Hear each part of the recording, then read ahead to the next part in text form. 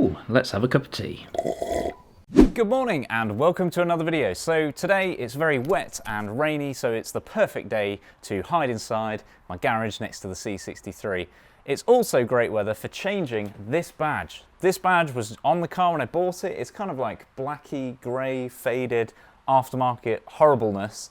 And I don't really understand it, because if I was going to black out the badges on a car, you'd do all of them, not just one of them. So it really annoys me, and I really like the stock look on these. So I'm going to go back to stock with this chrome AMG badge. You can really tell it's an aftermarket one because the A is actually wrong. It has a slanted side here, which is not AMG. AMG should have a straight side, but more on that later. So this is more of a rebadging video than it is a debadging video. Please remember to subscribe, hit the bell icon and turn all your notifications on so that you'll never miss my videos. Now, I've never done this before. I've had badges stolen off me, but I've never taken one off myself. But I'm gonna try and do it the proper way. So I've got myself a heat gun, which I actually have from a failed wing mirror wrapping video. Tricky. Really embarrassing job that I did on that, and never going to try that again. So I've read that you're meant to heat it up and then sort of use your fishing wire and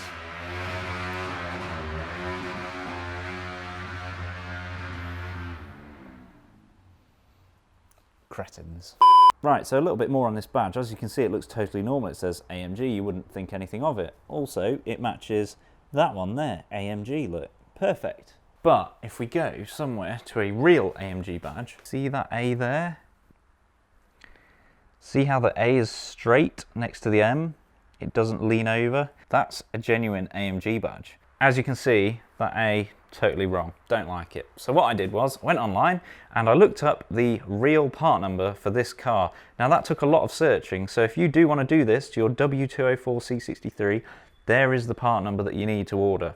This is a self-adhesive, so it should have a sticky backing on the back of it. I've not looked, but it should stick right on to the paint, just like this one has done.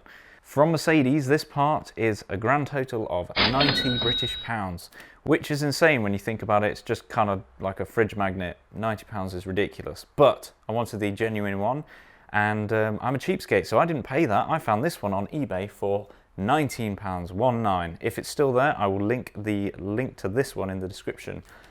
Bear in mind that a W205 Mercedes AMG badge is different to this one, which is a W204. Truthfully, I'm now a bit of an AMG badge nerd because they changed the fonts between the 204 and the 205. So I can tell the difference, so make sure you order the right one, because if I ever see you at a car event, I'll tell you that it's wrong. I won't really, I'm not that bothered. Now, I have worked on cars where we had to line things up before. At McLaren, I had to fit park distance control sensors to a 720S, I think it was, and we actually provided work instructions to the dealerships so that they would be able to use a template. So we made a PDF template which you'd print out, cut it out, lay it over the bumper, and it would give the exact locations of the PDC sensors. But I don't have that for this car, so I'm going to try and use a template off the original one there and hope that the heat gun doesn't kind of peel it off.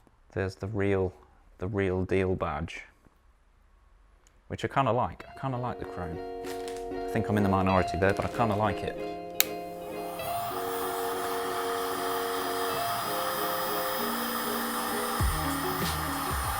Obviously, the main problem here is that you could damage your paint, which I don't want to do, because this paint's very expensive. I've got some bog standard fishing wire which I found in the shed from my days of messing about with fish instead of cars. So this is 5.4 kilos or 12 pounds, probably for pike or something, so I'm sure it can handle a 63. Let's give it a go. I'm just going to try this one on the left, the sort of forward slashes first. It's pretty hot. Let's give that a go.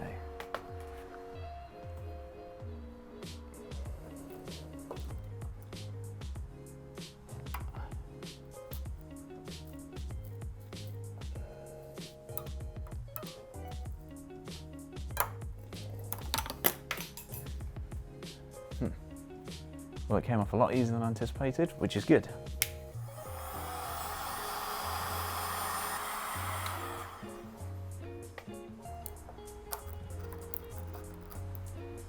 try and pull down. I'll wrap it around the letter and then pull down.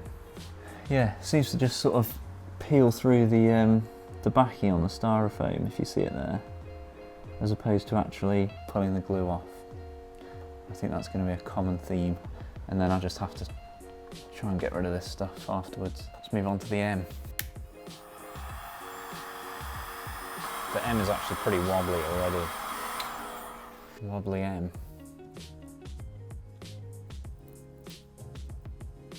This comes off pretty easy, doesn't it?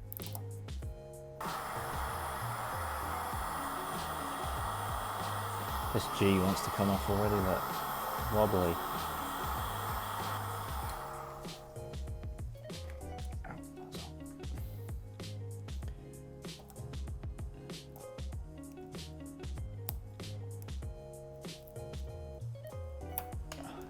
Ding.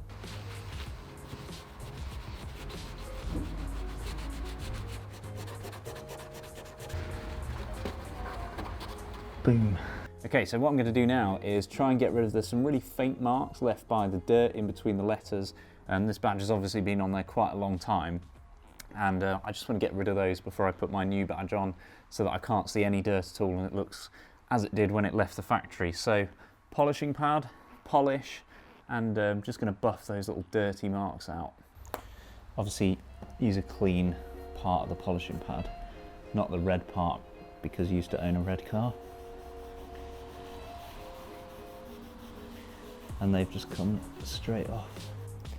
Even from this close I really can't tell that it's ever had a badge on it, which is perfect. Perfect.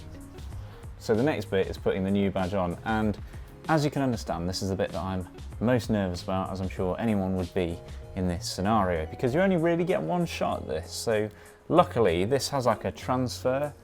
You see how there's a clear piece that's stuck to the outside of the badge there, and then you peel the back piece off and then you can line it up, but you can still see through it. Does that make sense? So you can see where it's going to stick to. So what I'm going to do now is go very quiet, maybe do a voiceover, because I'm not going to talk on this bit because I'm going to be breathing very heavily, and try and line this up. Here goes. But it looks to be the same size, which is good. Ooh.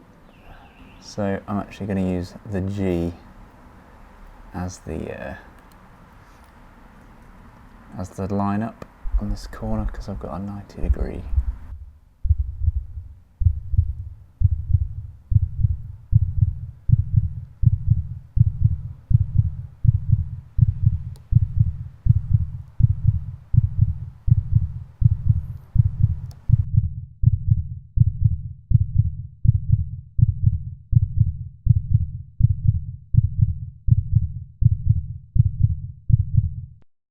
Voila. Peel these bad boys off. Peel this bad boy off.